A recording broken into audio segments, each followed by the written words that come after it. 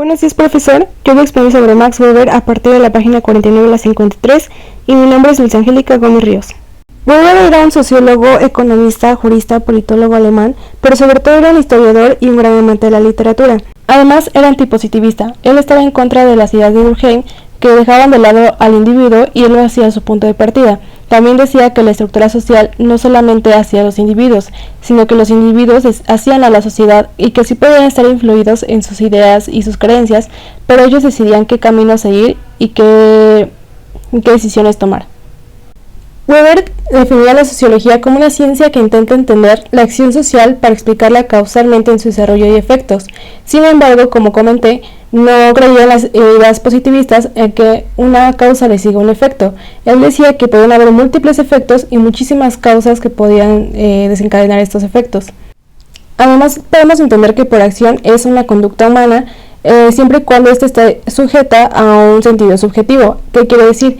O sea, las creencias, las ideas, y cuando estas acciones influyen en nuestro ambiente social, podemos decir que se está tratando de una acción social, en el cual no solamente se tiene que estudiar por qué se producen estas ideas, sino que también tenemos que decir las consecuencias o los efectos que producen estas ideas. Estaba la racional con arreglo a fines, la racional con arreglo a valores, la tradicional y la afectiva. Como ejemplo, yo tomé a las mujeres en la Segunda Guerra Mundial y posguerra, y yo sabía que teníamos que tomar un ejemplo mexicano, pero cuando leía a Weber, luego se me vino esto a la cabeza. Como sabemos, las mujeres siempre fuimos consideradas menos que los hombres, menos capaces, menos fuertes, y nada más éramos encomendadas a las tareas domésticas y a ciertos trabajos como lo eran de ser secretarias.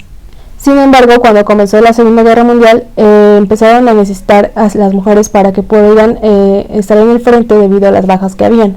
Se dice que Weber fue una pionera de igualdad de sexos en cuanto a campo de batalla se refiere, pero no era porque quisieran, sino era más que nada por necesidad. Además de que también muchas de las mujeres que se quedaban en casa ya no tenían el dinero para poderse sustentar porque sus esposos habían ido a la guerra y no tenían con qué comer. Esto también sucedió en otros países, como por ejemplo en Estados Unidos. No utilizó a las mujeres en un combate activo, pero se les utilizaron en otros cargos porque esto no estaba bien visto en su sociedad. Al terminar la guerra, ellas volvieron a sus trabajos de antes, a hacer amas de casa, a trabajos domésticos, pero ellos ya no estaban de acuerdo con esto. Ya habían probado lo que era la libertad, lo que era tomar sus decisiones, lo que era una nueva oportunidad. Incluso a unos hombres las habían reconocido como capaces de ciertas facultades o ciertas actividades. Sin embargo, no todos fueron así. Muchas volvieron a ser dominadas, volvieron a ser sometidas, volvieron a tener violencia en sus familias. Pero muchas de ellas ya no se dejaban, ya empezaron a pedir o exigir sus derechos y poco a poco empezaron a otorgárselos. Por ejemplo, en Reino Unido se hizo los Women's Voluntary Services, que era para dar ciertos beneficios a las mujeres que estaban en guerra. En conclusión, este se me hizo un buen ejemplo para explicar lo que decía Weber sobre que nosotros hacíamos a la sociedad, porque las mujeres en general tenían sus ideas, tenían sus creencias, ellas no podían ser otra cosa más que ser amas de casa, ser una buena esposa, pero ellas ya no querían tener esto, ellas querían un nuevo camino, querían tener un nuevo rumbo, nuevas ideas, ellas querían empezar otra cosa y por lo mismo decidieron luchar, decidieron cambiar esto, hicieron un cambio social. Entonces también podemos decir que en su teoría del efecto y la causa, o causa y efecto,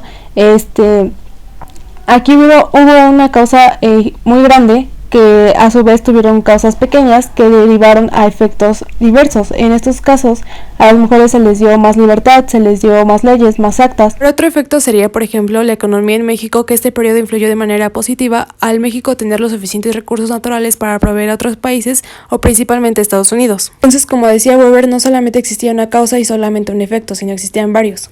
Sin embargo, pueden haber muchísimos más ejemplos, pero relacionados en concreto con este, y espero le haya gustado, espero haber estado bien, y gracias por su atención, profesor.